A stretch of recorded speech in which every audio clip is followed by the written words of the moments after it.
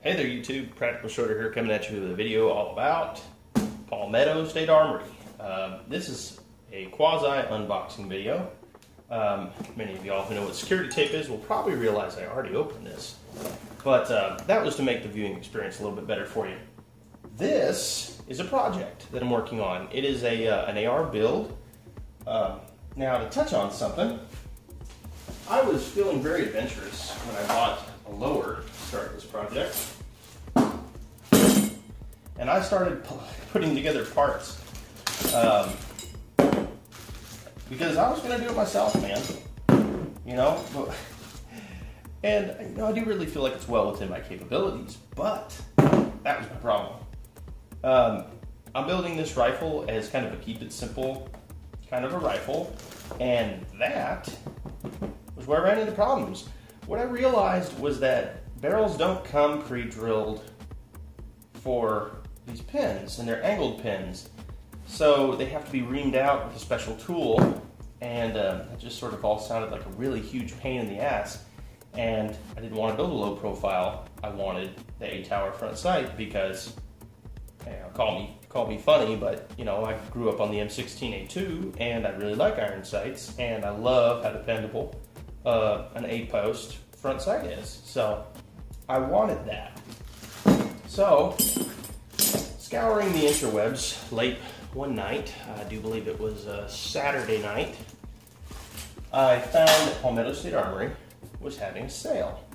This particular upper was a blemished, and I'll let you see if you can find the blem. This is a blemished SOCOM profile 16-inch mid-length gas system upper.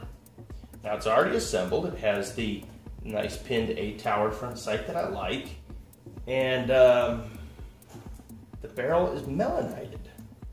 Other than that, it's a 5.56 chamber, and it is a 1-in-7 twist. So the only thing I can't figure out is where the hell this blemish is. The only thing I can really figure is this.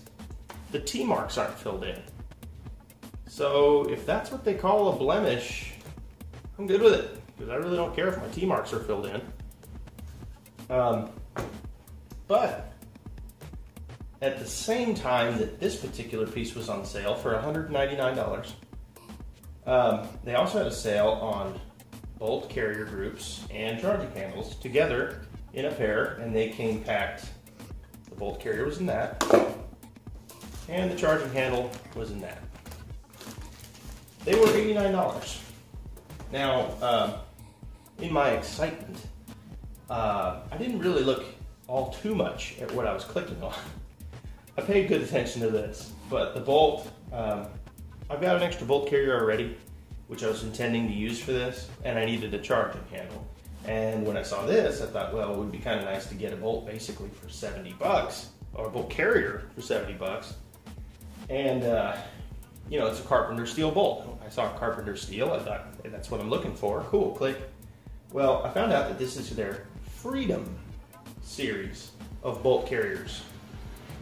And this is their Freedom series of uppers.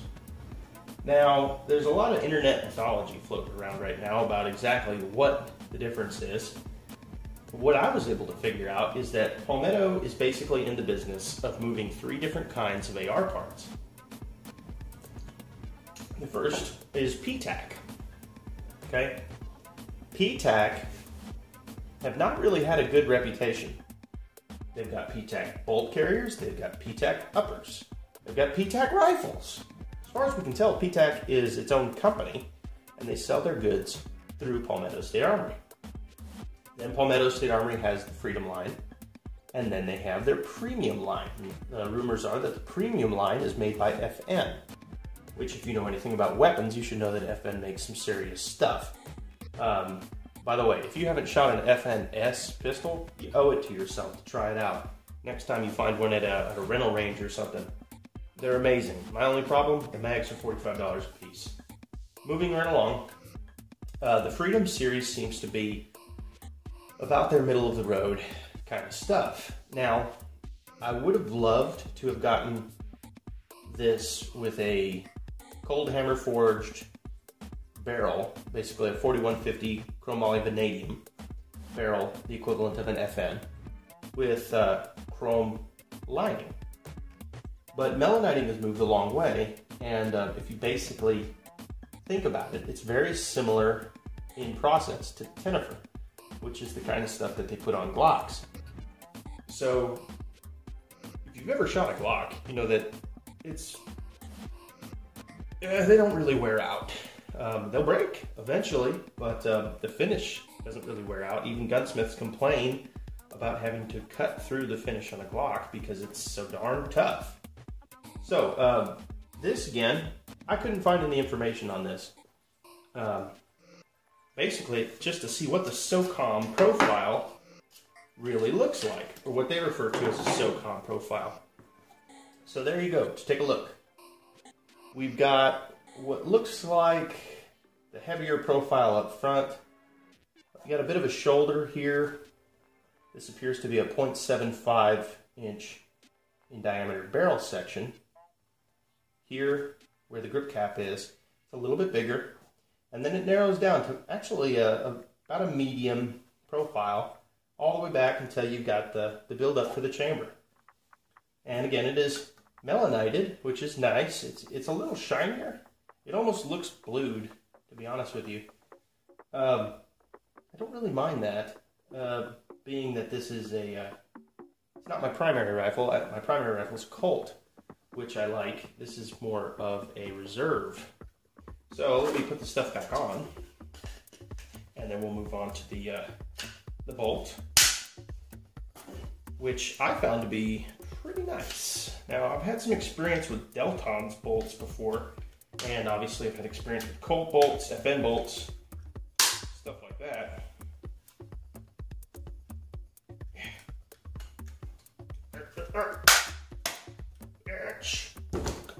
So, moving on to the bolt, I did already have this in the rifle. I mocked it up, so there is a scuff here because I pull on it from this side, which bears a little picture over there.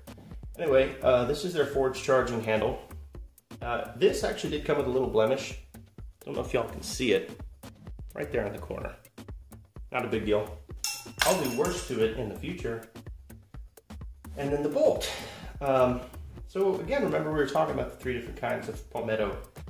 The p-tac, the Freedom, and the Premium, which as of mid-2016 seems to be what they inventory. So forgive me if they had other stuff at one point in time, or they have other stuff in the future. So what we're able to tell is that this is a Carpenter steel bolt, and it does have one marking which is going to be very difficult for you to see. It is an electric penciled mark that says MP, which is magnetic particle inspection. They used to do that kind of stuff on hot rods back in the day to check for cracks in connecting rods. It's right there. I don't expect y'all to be able to see it. But this is a Carpenter steel bolt. So why is Carpenter steel important? Well, Carpenter steel is really tough, and it's what Colt decided to set the military standard on, the mil spec, a long time ago. Well, Carpenter steel is made by one company, and it's made in limited production runs every year. So every single company that wants to build a Carpenter steel bolt orders the steel from the same place, gets the billets, and then they cut their own bolts. So I don't ever foresee there being problems with this one. But I may just keep this in reserve because, again, I do have another bolt that I was planning on using for this rifle. But since, you know, all this stuff came in the mail today, I figured I'd show it to you guys. So, nice Carpenter steel bolt. Ooh, you know what? I have not even looked yet. Let's go ahead and take a look at what is underneath. Alright, so let's take a look at what's underneath the extractor. Okay, looks like we got a little O-ring shock buffer and a little rubber stopper inside the spring. Well, that's nice, even though I'm not planning on running fully automatic. That should help keep the rifle ejecting nicely. which is a nice feature, and it's not always put into all rifles. So even though this is a relatively budget setup, it's put together quite nicely.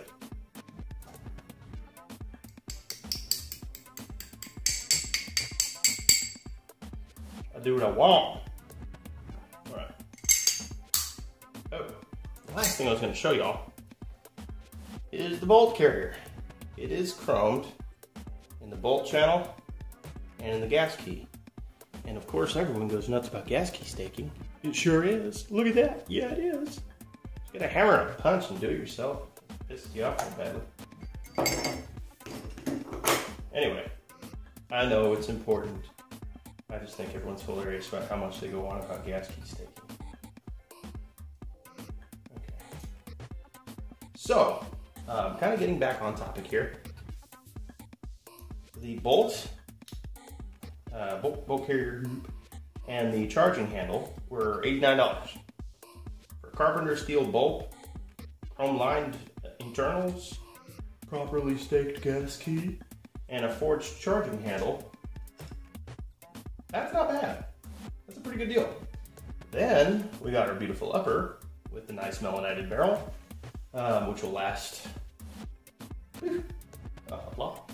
It'll be expensive to burn this rifle out. That's what I'm trying to get at. It's a pretty good deal, and I spent about 300 bucks, a little less for all that stuff. Now this isn't the lower that I'm going to be using this all with. This is another project. However, since this one's built and the other one is still waiting on a couple of random little parts before it's assembled, let's just go ahead and see what this all looks like. Now, I didn't oil this up, so if it sounds ungodly, that might be a big part of it. Okay, I'm building on Anderson lowers. So let's test the fit. Ooh, that's pretty tight. It's tighter than my Colt. I'm not kidding. Got just the slightest. I don't even know if I can get that to pick up on the camera. Try to watch the gap. I don't even know if I can get that to show up. But not too shabby. So let's really take a look at it. What's into there? Okay, well, I live in the great state of Tennessee, where we just so happen to have a Bud's gun shop, and this lower cost me $50. Okay, I managed to trade for the lower parts kit, which included the pistol grip and all the pins and springs. That cost me 6 magazines, which I paid $5 a piece for because I bought a lot of them at once. So 30 bucks, we're up to 80. I got this because no one wanted it. So that was actually free. Thank you, Chris. And then, yeah, so I got $80 and I got a little under 300. So you're looking at about 360 bucks sitting on the table. Wait, is that right? Yeah, yeah. There's a $360 AR. And the cool part is that it's not a bad AR. Now, I have the old carry handle off my Colt. That's going to go onto this lower when it's done being built. This upper is actually going to have a donor carry handle. Thanks, Shannon. While I'm doing shout outs, that's going to have a carry handle on it as well. That was just, you know, a buddy had it and it was laying around. So yeah, it comes out to be about $400 if you want to count throwing in a magazine and a sling for an AR. And you're going to spend more than that in ammo to burn it out. It's Practical Schroeder signing off. Y'all stay red, white, and blue. Fill your hand, you son of a bitch! Oh, and I almost forgot. For that last level of added protection,